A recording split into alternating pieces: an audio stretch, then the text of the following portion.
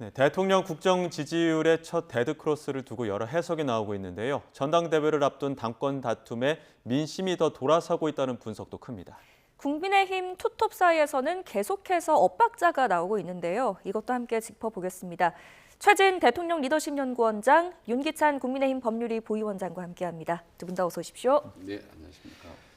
일단 대통령 국정 지지율 5주 연속 하락하면서 취임 후 처음 데드크로스 기록했습니다. 청와대는 무겁게 받아들인다면서 정책적 속도를 강조했고 또 당내에서는 원인 분석을 두고 미묘한 흐름이 나오고 있는데요. 함께 들어보고 대담 시작하겠습니다. 이 징후들에 대해서 무감히 보지 않고 민생과 경제 상황에 대해서 국민분들께서 어떤 불편함을 느끼실 수도 있겠다. 기저현상들까지 파악해서 청와대로서는 민생과 경제 부분, 특히 그 부분에 있어서 체감할 수 있는 그런 정책적 효능을 드리기 위해서 박차를 가하고 속도를 높이는 수밖에 없습니다. 당의 지지율이 무겁게 내려가면서 국정 지지율을 끌어내리는 걸 수도 있고 지금은 그렇게 선거 결과로 인해서 대통령이 견인해서 올라가던 국정과 당의 지지율이 선거 결과 후에 이렇게 같이 동반 하강하는 시기를 지금 저희들이 지켜보고 있다고 생각합니다. 아직 구체적으로 여조 결과에 대해서 논의한 바는 없습니다. 많은 책임감을 느끼고 있고 저희들이 많이 바뀌어야 되겠다는 생각을 많이 하고 있습니다. 청와대는 경제 분야의 정책 속도를 내겠다, 또 당은 변화를 꾀하겠다 이렇게 이야기는 했습니다만 최상의 돌파구는 어디에 있다 보십니까? 일단 떨어진 시점상으로 보면 6월 3일이 지방선거 직후 그리고 대통령 취임 1주년이 막 지난 시점이거든요. 그래서 이제는 대통령에 대한 국민들의 그런 허니문 효과가 점점 종료되는 거 아니냐. 말하자면 그동안에 이제 대통령에 대한 기대감보다는 뭔가 성과를 내주길 바라는 어떤 재촉감이 강하게 작동한 것 같다는 생각이 듭니다. 그리고 지금 5주째 계속 떨어진 게 지금 한 10%포인트까지 떨어졌는데 이게 60%대 그리고 50%대 40%대 이렇게 떨어지다 보니까 실제로 국민들이 체감하는 추락하는 지도의 체감도는 훨씬 높죠, 사실. 그래서 국민들이 이제 뭔가를 바라는 변화에 대한 강력한 욕구가 아주 생각보다 강하다라고 생각이 듭니다. 아시다시피 이제 지방선거 이후로 많은 상황들이 발생을 했거든요. 저는 그 여권의 3대 악재가 일종의 서울시장 패배, 그리고 선관위 사태, 그리고 당청 간의 갈등, 이 세 가지라고 보는데 이 엄청난 변화가 발생했는데도 불구하고 뭔가 대통령과 정부 여당이 빠르게 강도 높게 대처하는 모습이 좀 와닿지 않는다. 국민들 입장에서 볼 때. 그래서 거듭 이 경고 사인을 빨간불을 계속 저는 울리고 있다고 봅니다. 그래서 다행히 이제 청와대가 이렇게 인식을 했는데 어쨌든 한마디로 말하면 국민들의 강력한 변화 욕구. 그래서 이재명 대통령 특유의 어떤 사이다 같은 어떤 추진력, 성과 창출의 어떤 능력 이런 부분들을 갈망하는 어떤 국민들의 어떤 요구가 지지율 하락으로 저는 나타났다고 봅니다. 네. 야당에서는 지지율 하락세의 배경을 뭐라고 분석하시는지, 그리고 지금 청와대에서 이야기하는 속도전 해법에 대해서는 어떻게 들으셨어요? 저는 속도보다는 방향을 바꿔야 된다고 생각을 해요. 속도는 이재명 대통령이 속도하면 자타공인 최고잖아요. 그러니까 방향 설정이 잘못됐다라는 사인을 여러 번 받았는데도 불구하고 대통령이 누굴 비판할 때 썼던 단어처럼 이 신념의 언어가 아니고 책임의 언어를 쓰셔야 되고요. 그다음에 가장 컸던 부분은 제가 볼 때 1주년 기자회견에서의 그 전국평이었던 것 같아요. 정책에 대한 평, 전국평. 그러니까 사실은 내 책임이다라는 단어가 나왔어야 됨에도 불구하고 그렇지 않고 당을 비판하는 듯한 그런 어조가 있었고, 그다음에 정책 기조를 변하지 않겠다라는 이런 무언의 여러 가지 그 본인의 의사 표명 이런 것들이 국민으로 하여금 이거 좀 안 되겠다. 분명히 그 투표라는 것은 정권의 심판적 성격도 있는 거잖아요. 이재명 대통령이 당선되신 이후에 첫 번째 치르는 전국 선거입니다. 그러니까 이 국정 기조에 대해서 어느 정도 내가 체감하고 거기에 대해서 이 투표를 던진 건데 이것이 어떻게 정치적인 그 뭐 여당 심판, 야당 심판만 있겠어요. 그러니까 대통령의 국정 운영에 대해서 참고할 만한 전국적 투표잖아. 이거 표심이 확인된 겁니다. 이거는 여론조사 아니에요. 그럼에도 불구하고 실패라고 규정지었으면서 그 실패의 책임이 당에 있다. 저는 이런 문제의식이나 개념 규정은 국민으로 하여금 분노케 할 것이다. 그래서 대통령께서 아마 좀 국정 방향을 특히나 부동산 정책 같은 경우에요. 전세값이 그 품귀 현상이 일고 가격이 늘어나는 거에 대해서 이거를 정상화 과정이다. 월세로 전환되는 것도 정상화 과정이다. 이렇게 평한 것이 과연 현실을 반영한 진단이냐. 이런 부분도 전세 살고 월세 살고 밀려서 또 지방으로 가고 이런 분들 입장에서 보면 이게 도대체 남의 언어를 쓰시는 거거든요. 이런 것에 대한 국민적 실망감이 크지 않았나. 그렇지 않고는 저렇게 낙폭이 클 리가 없어요. 낙폭이 굉장히 크고 보통은 조정 과정도 거치는데 이 조정 없이 계속 하락세잖아요. 이건 분명한 경고를 보내는 겁니다. 그런데도 불구하고 아직까지 속도 운운하고 있다는 것은 저는 아직까지 진단을 잘못하고 있지 않나 이렇게 생각합니다. 일부에서는 지금 당청 갈등도 지지율 하락의 어떤 원인으로 보는 시각들도 있는데 그중에서도 지금 김민석 총리 앞서 목소리 들은 것처럼 지방선거 전에는 대통령의 압도적인 국정 지지율이 당 지지율까지 견인했다면 지방선거 이후에는 이 당의 지지율이 무겁게 내려가니까 국정 지지율까지 끌고 내려가고 있다 이렇게 이야기하고 있거든요. 이 분석은 어떻게 보십니까? 일단 일리 있는 주장이라고 봅니다. 그리고 아까 조금 전에 이제 그 여권의 3대 악재를 말씀드렸는데 절반의 승리 그리고 선관위 사태 그리고 당권 갈등 일종의 이제 당권 투쟁인데 과거의 역대 정부를 보면요 지지율이 떨어질 때는 여권의 핵분열이 일어날 때입니다. 말하자면 대통령이 여권 내부에 누군가하고 갈등을 빚을 때, 과거의 김영삼 대통령이라도 혹은 뭐 이해창청 총리 대립했을 때, 그리고 뭐 친박 투쟁할 때,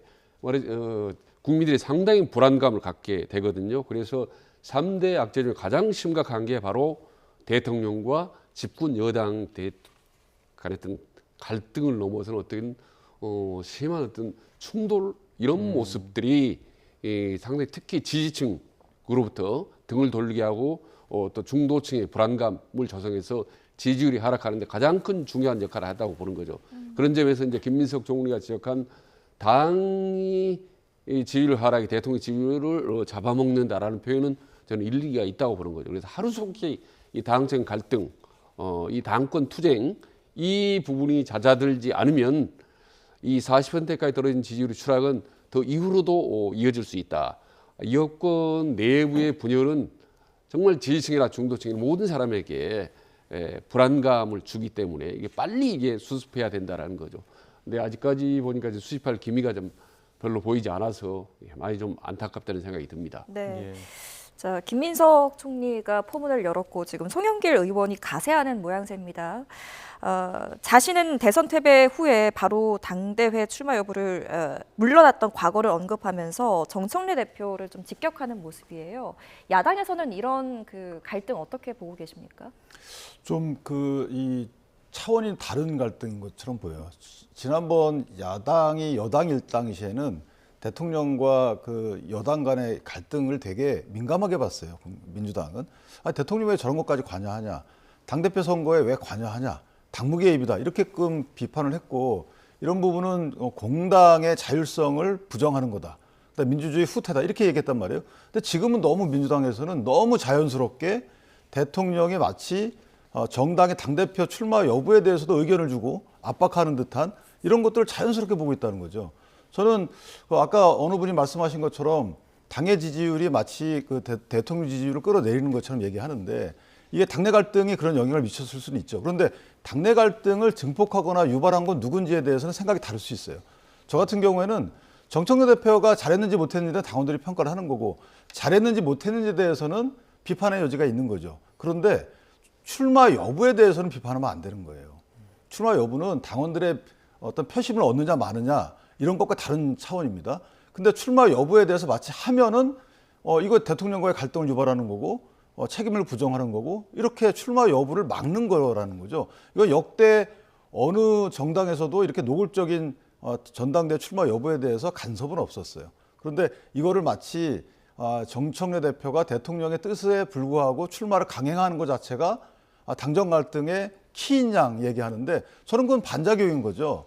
먼저 출마를 못하도록 말을 했던 부분은 누굴까요? 뭐 여러 가지 수수께끼 내면 누군지는 대충 다 알 겁니다.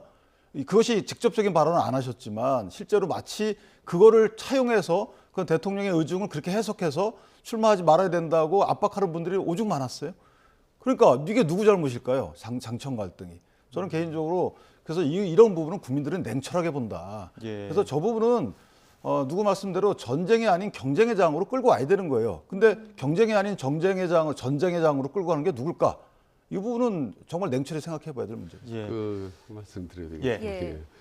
그러니까 뭐 윤기찬 위원장님 총론적 원론적 말씀 이제 동의합니다. 그러나 이제 역대 모든 정권을 보면은 초기에 당 구도를 대통령이 원하는 방향으로 가고 싶어 했던 거는 뭐 어느 대통령도 예외가 없었습니다.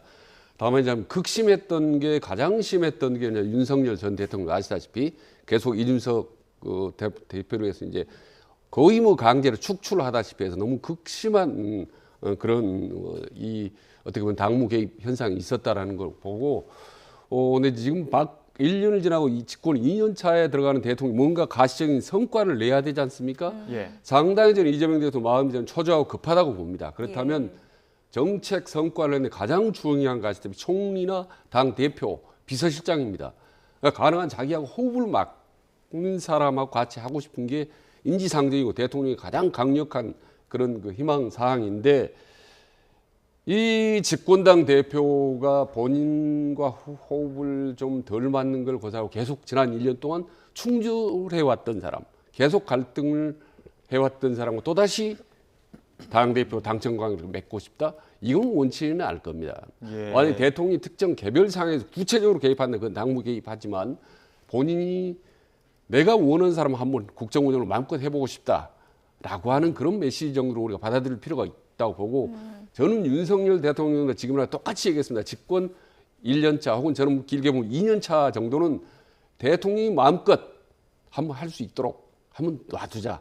특히 왼편 오른쪽에 있는 총리라는 당대표 같은 경우는 대통령이 원하는 사람이 해주게 되고 그렇게 해서 성과를 내지 못할 경우 결국 뭐 국민들로부터 혹은 선거에서 심판을 받게 하자라는 예. 게 제 지론입니다.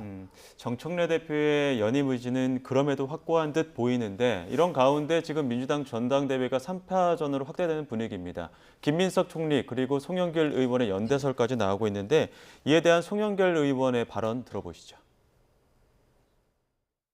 결국은 송영길, 김민석 두 사람이 연대를 하지 않겠느냐. 평택 선거처럼 뭐 네. 이렇게 만에 가버리면 음흠. 안 되지 않겠느냐 걱정이 있어서 어. 제가 만약에 3자 토론한다면 예. 좀 더 균형추를 좀 바꾸는 데 기여하지 않을까 이런 생각을 해봅니다. 제가 입각해서 무슨 장관 되는 것보다도 더 중요한 것은 이 전당대회에 올바른 당정 관계를 수립하는 게 정말 중요하겠다. 제안이 있었습니까? 아니 그런 말씀을 드릴 수가 없고 그건 대통령 결단이니까 직위의 문제가 아니라 우리 대통령님이나 이 정부의 외교 문제를 푸는데 예. 제가 도움을 주고 싶은 생각이 크다는 거죠. 송영길 의원의 이전 인터뷰도 보면 정청래 대표가 출마한다면 그리고 지금 이 녹취에서도 3자 토론을 한다면 이렇게 정청래 대표의 출마 여부를 전제를 두고 있거든요. 이 부분에 대해서 좀 어떻게 보고 계십니까? 정청래 대표의 불출마를 일단 압박하는 이면의 발언이 하나 있는 거고 출마한다면 본인도 출마해서 저격수 역할을 하겠다라는 취지인 것이죠. 그러니까 제가 볼 때 어느 정도 송영길 의원의 경우에는 진로가 정해진 것 같아요. 그러니까 말씀을 솔직한 분이라 말씀을 잘 못하시잖아요. 네. 진로가 정해진 상태에서 본인의 일단 첫 번째 역할은 페이스메이커인데 예. 단순한 페이스메이커가 아니고 상대방을 저격하고 좀 당심을 이끌고 가는 이 정도의 페이스메이커 역할을 하겠다라는 것을 뭐 공공연히 드러내고 있는데 저는 저렇게 하는 부분들이 전략을 숨김이 없어요. 저는 전략을 숨겨야 된다고 보는 것이 예. 저렇게 되면 정청래 대표가 핍박받는 사람으로 보여요. 그렇게 되면 저는 오히려 이게 명청 갈등으로 비화될 거고 나중에 이제 유시민 그 작가의 경우에도 실제 노무현 재단 관련 직을 사임했잖아요. 예. 정치적 소임을 할 것처럼 이렇게 언급을 하고 뛰어들 거란 말이에요. 그럼 이게 명청 갈등을 넘어서서 친문까지 가세하는 사실은 진영의 극단화될 수 있는 양상으로 발전할 수 있기 때문에 저는 저 부분을 애써 저렇게 키울 필요가 없는 거죠. 당원들한테 조금 더 완곡한 표현으로 하면 모를까. 뭐 야당 입장에서 보면 나쁠 것이 없지만 너무 위태위태하게 가고 있다는 것처럼 보여져요. 그래서 대통령께서는 극단적으로 정계 개편까지 염두에 둔 이런 승부수를 던질 수도 있지만 과연 이 짧은 시간에 그런 것들이 지금 먹힐까라는 생각이 들어서 개인적으로는 송영길 대표의 입지만은 탄탄하게 해주는 것 아닌가 뭐 이런 생각이 듭니다. 그런데 이 와중에 지금 송영길 의원과 이재명 대통령이 비공개로 만찬을 했다는 사실이 또 밝혀져서 아까 전에 이제 우리 우리 최진 원장님이 말씀하셨듯이 이게 대통령의 당무 개입과는 좀 거리를 둘 필요가 있다라고 말씀을 하셨지만 이런 모습을 국민들이 어떻게 좀 바라봐야 될까요? 어떻게 해석해야 될까요? 그러니까 두 사람이 만나서 어떤 대화를 나눴는지와 상관없이 네. 일단 관저로 초청해서 만찬을 나눴다. 이 미묘한 시기에 했다는 것 자체가 대통령이 본인의 메시지를 충분히 전달을 했다고 봅니다. 사실은. 그리고 송영길 대표 조금 전에 했던 발언들을 종합적으로 해보면 이재명 대통령이 메시지는 포괄적이지만 되게 강력해요. 확실하고 솔직히. 정청래 대표가 대표를 하지 말라는 거 아니고 일기했으니까 이제는 이 연임은 좀 하지 않았으면 좋겠다라는 메시지를 아주 강력하게 반복적으로 전달하죠. 근데 이 부분에 대한 어떤 대통령이 어떻게 보면 강국한 요청이나 다름없는 이런 메시지에 대해서 정치하는 대표는 전혀 사실 본인은 끝까지 가겠다는 거 아니겠습니까? 근데 만약에 지금 6월 24일 날 실제로 공개적으로 전당대회에 출마를 할 경우에 정청래 대표 그러면 본인이 끝까지 가서 당대표가 연임에 성공을 하든 실패를 하든 그건 뭐 대통령에게 어떠한 경우든 상당히 치명적인 결과를 초래할 것이다 라는 거는 뭐 민주당이라든지 진보적인 공통된 견해인데 그러한 이 무리수를 참 정청래 대표가 계속 가고 있구나. 예. 심지어 송영길 대표가 레임드까지 얘기하면서까지도 아주 강하게 이 제동을 걸고 있는데 실제로 과연 끝까지 갈까라는 부분에 대해서 저는 여전히 사실 일말의 여지를 남겨두고 있습니다만은 지금 오늘 현재까지는 계속 이게 무조건 고하는 그런 상태인 것 같습니다. 예. 자, 이렇게 당청 갈등이 사그라들지 않는 가운데 정청래 대표 이번에는 검찰의 보안 수사권 문제를 두고 또다시 이재명 대통령과 대립각을 세우기도 했습니다. 대통령 목소리와 함께 모아봤습니다. 들어보시죠. 이게 정치적 슬로건으로 활용되는 측면이 없지 않기 때문에 그런데 우리가 끼는 것 그리 바람직하지 않다. 국회에서 충분히 국민의 입장에서 또 악용 가능성을 배제하는 필요를 충분히 논의하면 좋겠다. 국회가 하자는 대로 할 테니까 권한을 줬으니 책임도 지겠죠. 호시탐탐 수사권 지키기에 골몰하고 있는 검찰에게 수사권에 대해서는 꿈조차 꾸지 마. 이렇게 확실하게 해야 된다고 저는 생각을 합니다. 보안 수사권에 티끌마저 없애야 된다라고 저는 생각합니다. 대통령님의 뜻까지를 포함해서 지금까지 논의를 진전시켜야 했던 그런 책임을 가지고 있습니다. 다만 제가 말씀드린 대로 저는 개인적으로 그 모든 것을 포함하더라도 보안수사권 폐지가 현 시점에서는 불가피하다라는 생각을 가지고 있습니다.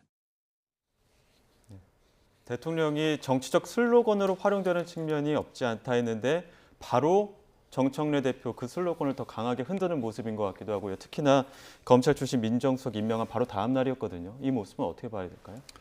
일단 저 부분은 정청래 대표의 그 말씀이 실제는 이제 공익적 관점에서 보면 틀린 말이죠.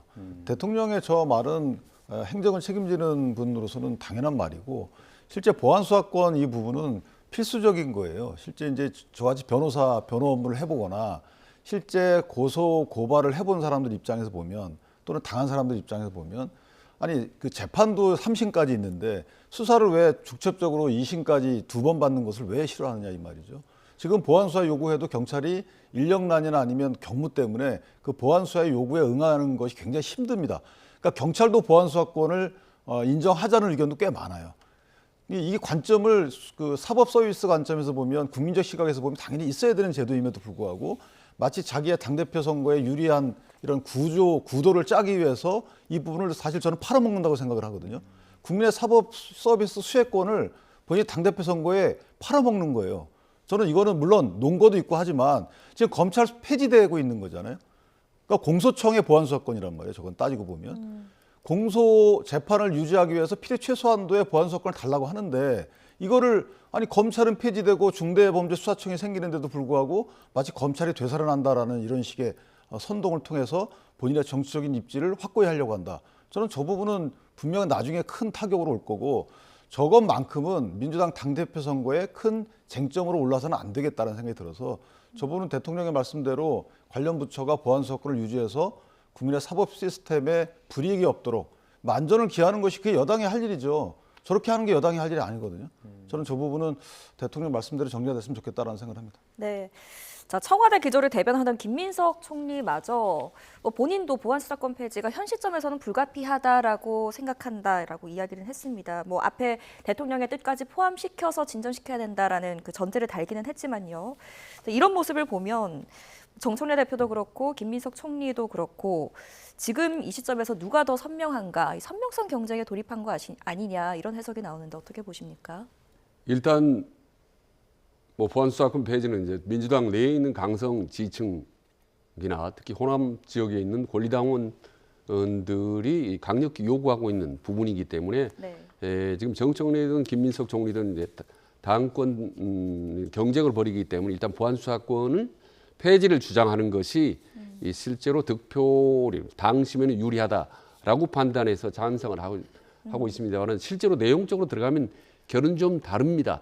왜냐하면 보안수사권 폐지를 찬성하더라도 그걸 언제 추진하느냐, 9월 정기국회 때 하느냐 아니면 전당대 전에 하느냐에 대해서 의견이 달라질 수 있는 겁니다. 그리고 또 하나 가장 다른 건 실제로 그 결이 다른데 정청래 대표 같은 경우는 반드시 이 보안수사권 폐지해야 된다는 겁니다. 그러니까 몸으로써 본인 관철에 내겠다는 그래서 대통령의 생각을 바꾸겠다라는 이런 강력한 의지를 반영한 반면에 김민석에게는 제안이죠. 의견 개신입니다. 그래서 본인 폐지했으면 좋겠다. 다만 최종 결정은 대통령에게 이제 넘기는 거죠. 사실은 김민석 총리가 그런 점에서 상당히 보안수사권 폐지에 대한 강도, 방법론에 있어서는 좀 차이가 있을 수 있다는 걸 드리고 저는 한 가지 좀 안타까운 게 지금 일단 검찰 개혁의 핵심이 검찰청을 폐지하고 공수처를 만들고 중수청을 만들고 뭐 이런 거 아니겠습니까? 이 부분에 대해서는 대통령이나 정치인 대표는 이견이 없지 않습니까? 예. 다만 강론으로 들어가서 보안수사권을 주느냐 마느냐 이런 부분에 대해서 견해가 다르단 말입니다. 그런데 정청래 대표는 다만 당 대표의 입장에서는 그렇게 주장을 할 수 있습니다. 당 대통령에서 어떤 강력한 쓴소리 직언을 한 거 아니겠습니까? 그럼 최종 결정은 대통령이 하는 거거든요.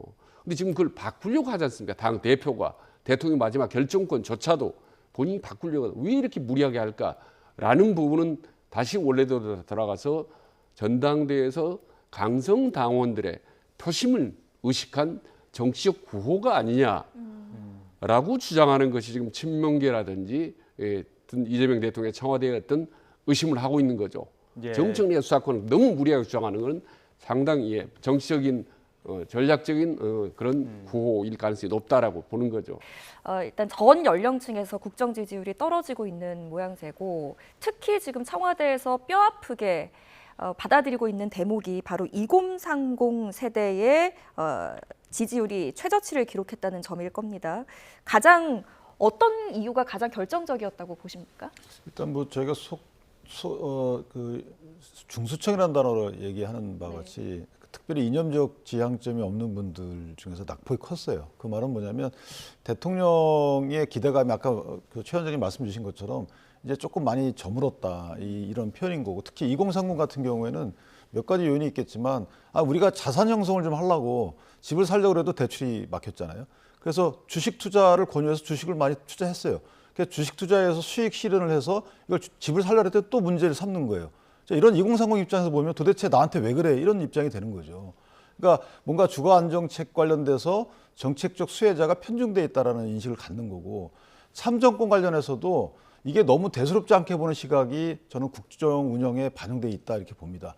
이 참정권 관련돼서 내 투표권을 행사하지 못해서 집회를 하고 있는데 대통령이 큰 관심을 안 가졌던 것 같아요.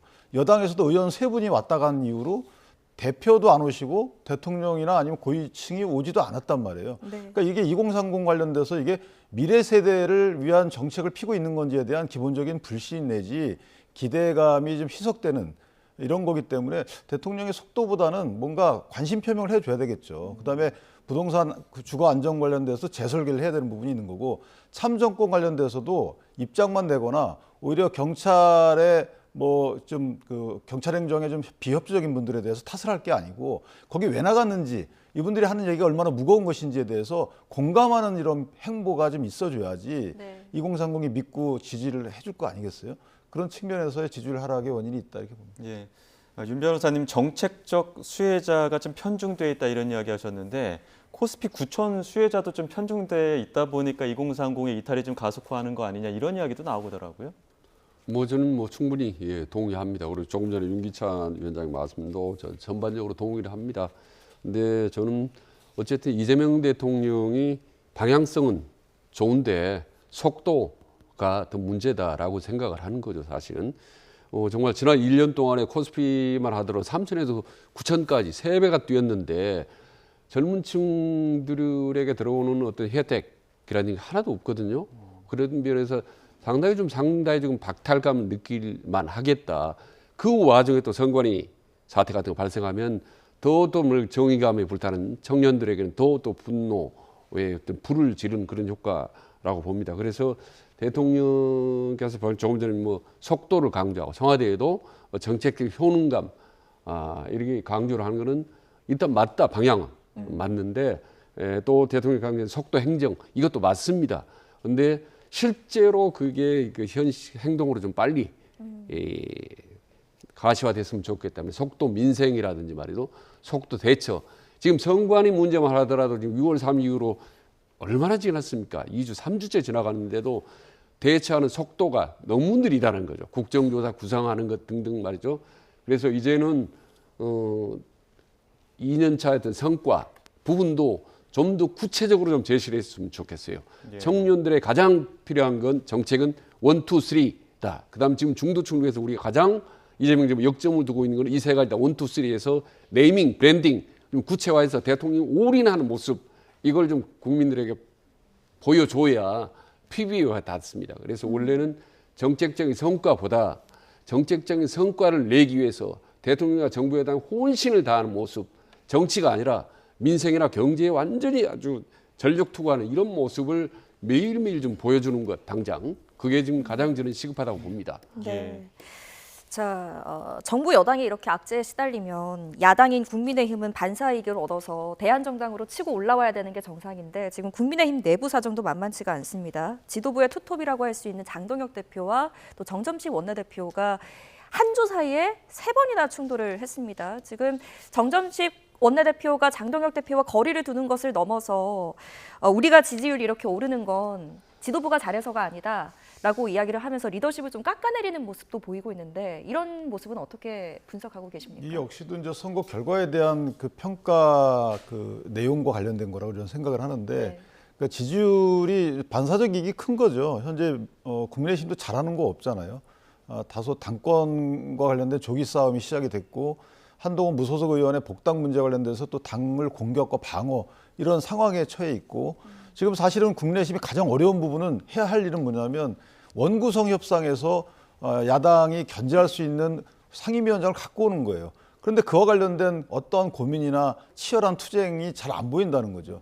법사위원장과 뭐 행안위원장, 그다음에 경제 관련 부처, 경제 관련 상임위원장 같은 경우에는 원래 여당이 갖는 게 뭐 약간의 관행 비슷하게 되어 왔는데 지난번에 저희가 여당일 때 갖고 왔잖아요. 그런데 그거를 다시 또 야당이 가져가겠다는 겁니다. 국방 관련된 것도 마찬가지예요. 그럼 저희는 뭘 갖고 어떤 견제를 하라는 겁니까? 법사위 행안위 다 가져가고. 그러니까 이런 것들에 대해서 사실은 국내심이 의원직을 걸고 사수할 수 있는 뭔가 치열함을 보여줘야 되는데 저기서 안 주니까 그만. 이런 것들에 대해서 국민적 기대가 실망으로 바뀌는 부분이 하나 있는 거고요. 예. 또 하나는 그 국정조사 특위 지금 선관위 관련 사태에 대해서 이것도 치열하게 전개돼야 되는 겁니다. 당 내분이 뭐 공개되고 내분으로 인해서 김이 빠지고 이럴 시간적 여유가 없는 거예요. 따라서 이게 지지율 관련된 뭐 덕이 누군지 책임이 누구인지 관련된 거는 책임이 있는 거죠. 사실 선거에서 이걸 이겼다고 평가할 수는 없는 거잖아요. 기대보다 선방했다는 것이 이겼다라는 평가로 귀결된 건 아닙니다. 네. 다행히 기대보다 선방했다. 그런데 이걸 갖고 공인이 아니면 관이 이렇게 또 싸우고 있으면 글쎄요, 진짜 오랜만에 지지율이 좀 올라가고 있는 이 상황에서 그 말은 뭐냐면 야 니네라도 잘해주라, 니네라도 견제를 해주라 이런 국민적인 요구인데 이거를 오판하게 되면 우리 이미 잘하고 있는데 이러면 안 되는 거잖아요. 그래서 이 부분은 정점식 의원의 평이 맞는 거고 물론 장동혁 당대표가 열심히 하셨어요. 그러나 얘가 열심히 한 거하고 그것이 반영돼 가지고 선거 결과에 이른 거하고는 다른 거기 때문에 책임지는 모습을 보여야 되는데 그 책임지는 모습이나 여러 가지 그 일정 이런 부분들은 또 장동혁 대표가 정할 수 있는 시간을 또 줘야 되는 거예요. 네. 뭐 본인들이 원하는 어떤 한동훈 의원의 복당을 위해서 또 흔들면 안 되는 거거든요. 그런 사이에서 정점식 원내대표가 분투 중에 있다. 전 이렇게 평가하고 있습니다. 그러니까 지도부가 잘한 게 아니다라고 하는 정점식 원내대표의 이 발언이 오히려 장동혁 대표에게 출구 전략, 좀 시간을 좀 줄 테니까 나갈 수 있는 방안들을 빨리 마련해라 이렇게까지 야기하는 해석들도 있더라고요. 저는 좀 생각이 많이 좀 다릅니다. 예. 지금 언론의 화면에 나오는 장동혁을 압박하는 정점식 원내대표가 아니라 저는 외형적으로는 좀 갈등을 겪고 압박하는 것 같지만 실제로 내막적으로는 역할 분담을 하는 게 아닌가라는 저는 생각이 하는 거죠. 왜냐하면 두 사람이 3번 갈등을 했다는 거 보면요. 되게 사소한 갈등입니다, 사실은. 네. 재선거는 7곳 하자, 뭐 5곳 하자, 그게 무슨 차이가 있습니까? 그다음 6.3 평가론에 대해서도 자료 유출했다는 실무자 그 중요한 자료를 정진식 원내대표 모르게 장동혁 대표 측이 흘렸다면 뭔가 징계를 해야 되죠. 근데 전혀 그런 게 없어요. 그래서 역으로 이렇게 생각을 합니다. 만약에 정진식 원내대표가 장동혁 대표와 주장을 같이 한다면 장동혁 대표에 대한 사퇴론이 훨씬 더 강했을 겁니다. 말하자면 정점식 장동혁 동반 사퇴론이 강력하게 제기됐을 겁니다. 그런데 정점식 체제가 원내대표가 등장하면서부터 장동혁 대표의 사퇴론은 상당히 잦아들었습니다. 그렇지 않습니까? 그리고 최근에 임기 얘기하지 않습니까? 연말까지 가겠어, 연말에 가지 않겠어 이런 연말 연초설이 계속 공론화되면서 어느덧 장동혁 대표 임기가 연말까지는 가야 되는 거 아니냐라는 식으로 흘러가고 있거든요. 그리고 지금 조만간은 병원에서 입원하고 나오면 이제 퇴원하고 나면 당직 개편하는 거 아니겠습니까? 당 대표가 예.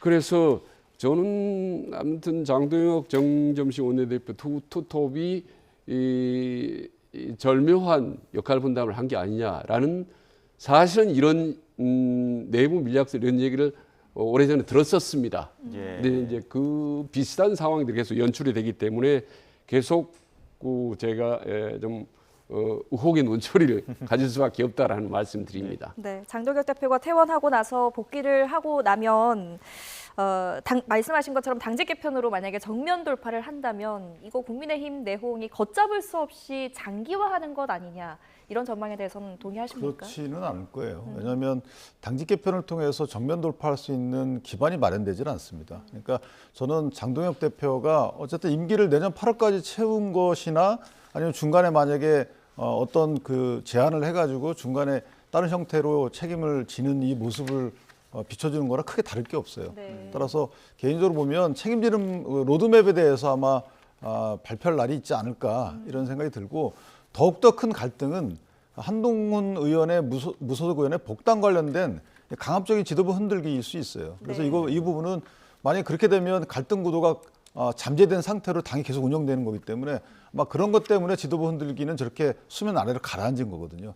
따라서 질서 있는 퇴진 뭐 말이 맞는지 모르겠지만 어쨌든 지도부의 와해를 통해서 뭔가 소기의 목적을 달성하는 이런 식의 앞으로 진행되지 않을 것 같다 이런 생각합니다. 알겠습니다. 여기까지 듣겠습니다. 지금까지 최진 대통령 리더십 연구원장, 윤기찬 국민의힘 법률위 부위원장 두 분과 함께했습니다. 고맙습니다. 예.